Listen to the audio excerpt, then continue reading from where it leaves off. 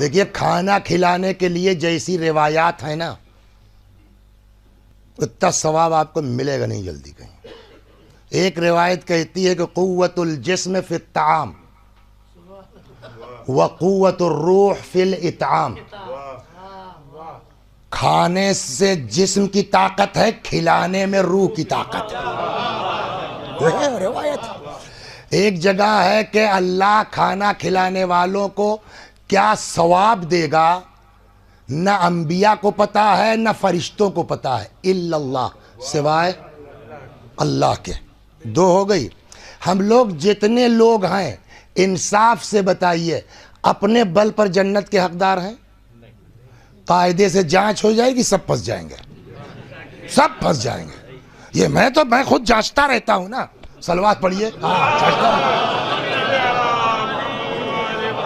Board वाली copy उसका तरीका अलग है, उससे बहस नहीं कैसे जचती है। कोशिश करते हैं ना जाए, ले दे के हटा लें, लेकिन मजबूरन जाते हैं तो वो जाहिर 500 कापियाँ जांचना है तो क्या होता है वो सब जानते हैं। लेकिन जो अपने मदरसे वाली कापी होती है, 5 कापी 8 कापी ज़्यादा ज़्यादा 10 कापी, और हर लड़के को पहचानते हैं, तो मैं अपनी बता रहा हूँ किसकी है, फैक्ट ये, मैं बिल्कुल मेंबर से, अच्छा ये तो ठीक है माशाल्लाह। अब वो सरसरी जांच के मालूम 60-70 नंबर दे दिया हल्का। लड़के जो हैं उनको कितना दे दीजिए नंबर, कम लगता है।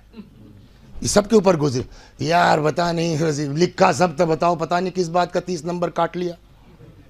ये होता नहीं होता।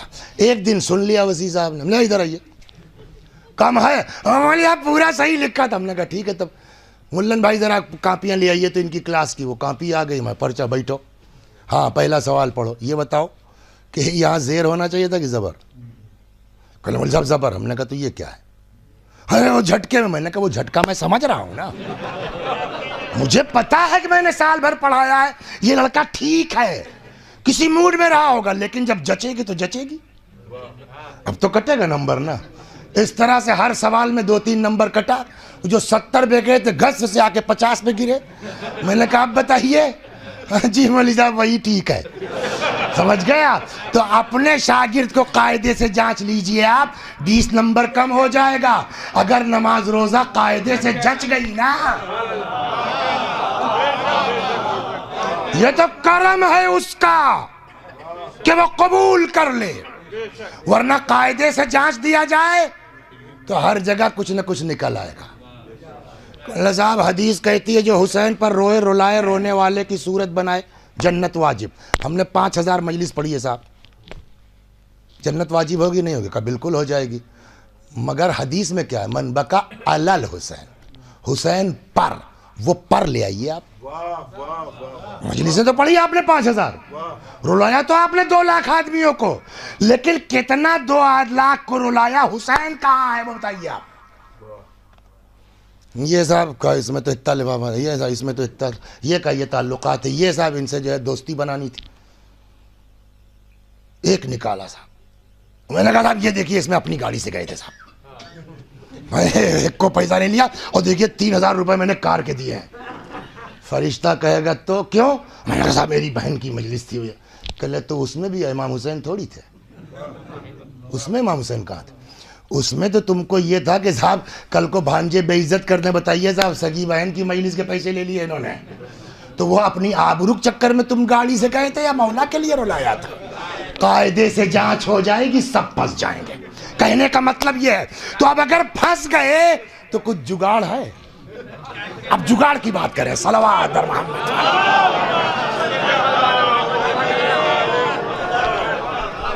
जुगाड़ है कुछ? अब जुगाड़ तो बहुत से हैं अल्हम्दुलिल्लाह, खुदा ने ऐसे घर में पैदा कर दिया, अहले बैत मिल गए, तो जुगाड़ की तो कमी नहीं है अल्हम्दुलिल्लाह।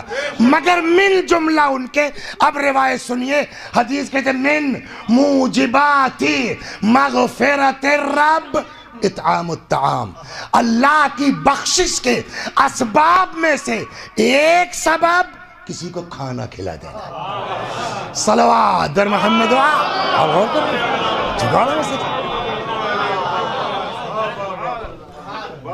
इसका उल्टा भी है, कहते हैं किसी के यहाँ इंतकाल हो गया, रिवायत में लफ्ज है दिनाअत है, पस्ती है, उसके यहाँ जाके बैठ के खाना खाइए आप।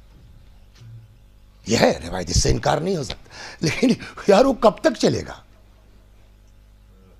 जिस दिन इंतकाल हुआ है उस दिन अगर कोई उसके घर बैठ के खाता है, वाकई पस्ती की बात हो, तो खुद ही बेचारा जो है वो, हमको हुक्म है कि आप लेके जाइए उसके यहाँ बैठ के खाइए। लेकिन अब वो इंतकाल हो गया, आज दफन हो गए, आज सोयुम है, 50 आदमी उसके बाहर से आए हैं। अब जब सवाब इतना है, मिन मूजिबात मगफिरत रब, अल्लाह की बख्शिश के असबाब में से एक सबब ये है, तो अपने बाप के लिए अगर किसी को खिलाता है तो क्या एतराज़ है आपको? वो हदीस है, मगर उस दिन की बात है। सलवात साहिब मुसीबत के यहाँ मत खाओ, सलवात वो खुद कर रहा है तो तुमसे क्या मतलब है?